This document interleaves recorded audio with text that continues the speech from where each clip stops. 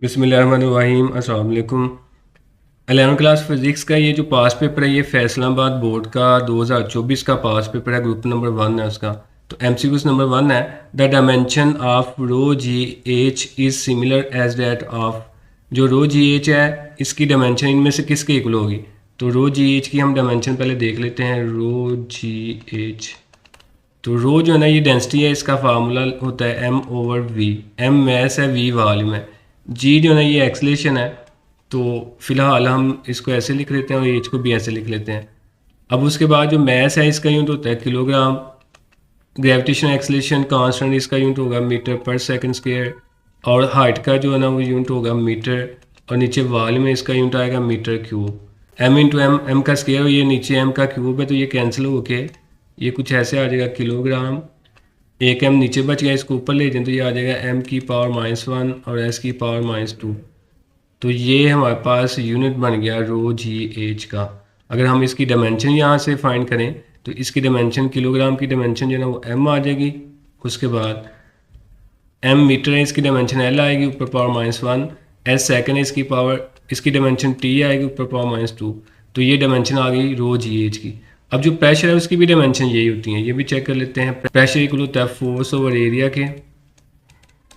Force का जो unit है वो होता है किलोग्राम मीटर पर सेकंड स्क्वायर।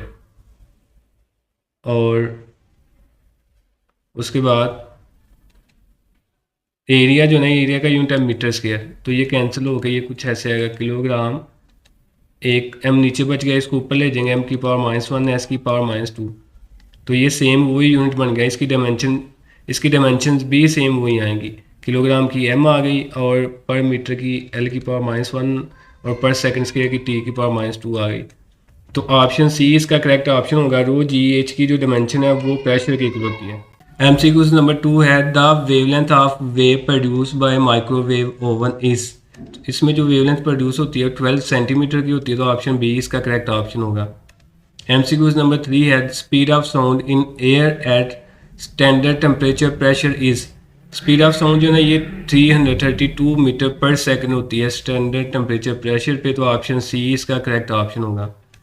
एमसीक्यूज नंबर 4 है, half wavelength corresponds to.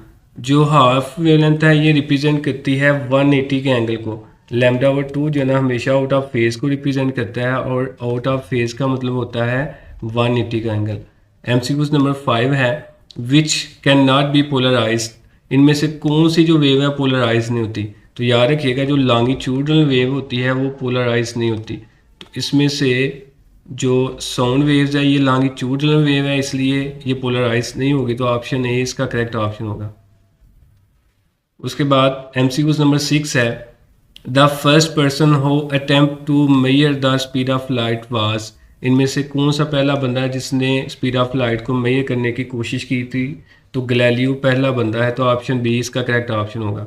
MCQs number 7 है, Boltzmann constant K has the same unit as. Boltzmann constant का जो यूनिट है वो जूल पर केल्विन होता है, तो ये सेम यूनिट जो है ना ये एंट्रोपी का होता है, तो ऑप्शन डी इसका करेक्ट ऑप्शन होगा।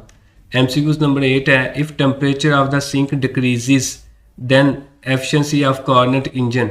ये बड़ी दफ़ा हम पहले भी कर चुके हैं।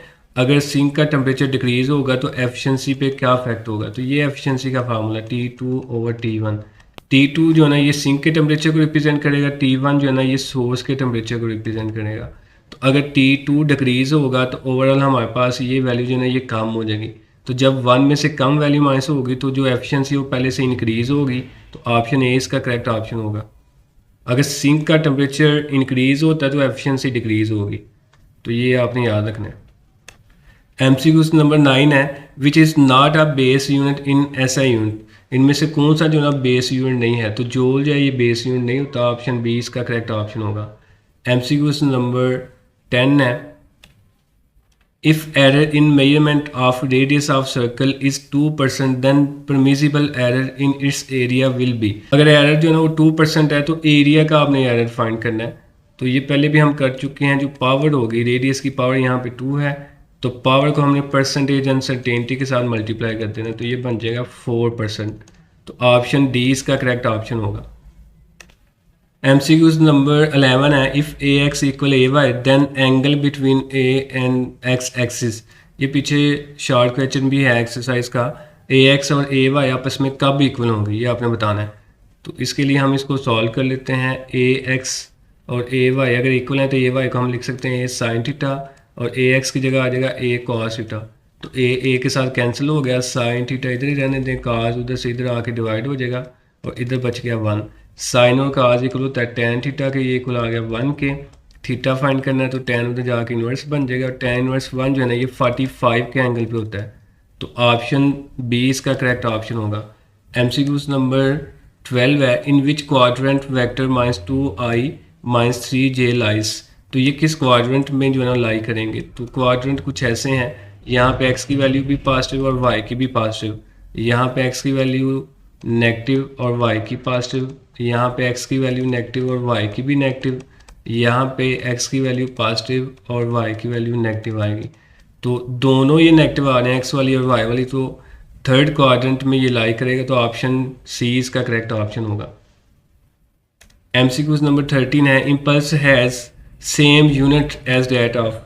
इम्पल्स का जो यूनिट है वो इनमें से किसके बराबर होता है। इम्पल्स का फार्मूला पड़ा हुआ है I equal mv(f) minus mv(i)। Impulse equal होती है चेंज इन मोमेंटम के, तो मोमेंटम और इम्पल्स का फिर यूनिट भी सेम होगा। तो ऑप्शन डी इसका करेक्ट ऑप्शन होगा। MCQs नंबर 14 है, the range of projectile is same for. इनमें से कौन सा जो पेयर है वो सेम रेंज हमें देगा। तो ये पीछे भी बड़ी दफ़ा हमने सॉल्व किया हुआ है कि जिनका सम 90 बनता है वही सेम रेंज देता है। तो इनमें से ये वाला जो पेयर है 25 और 65 को आप प्लस करें तो ये 90 आएगा। तो ऑप्शन सी इसका करेक्ट ऑप्शन होगा। जिनका भी सम 90 बनेगा वो सेम रेंज देंगे। MCQs नंबर 15 है, which one is non renewable source of energy. इनमें से कौन सा जो है ना वो रीन्यूएबल सोर्स नहीं है। ऑयल, ऑप्शन डी इसका करेक्ट ऑप्शन होगा। MCQs नंबर 16 है, rotational kinetic energy of disc is given by. Rotational kinetic energy जो है ना वो 4/3 स्क्वायर रूट इंटू GH होता है। तो ऑप्शन डी इसका करेक्ट ऑप्शन होगा। MCQs नंबर 17 है, if a body of mass 10 kg is falling freely it's apparent weight will be. जब भी कोई बॉडी फ्रीली फॉल करेगी उसका मास जितना मर्जी हो उसका अपेरेंट वेट जो है ना हमेशा 0 होगा। तो ऑप्शन ए इसका करेक्ट ऑप्शन होगा।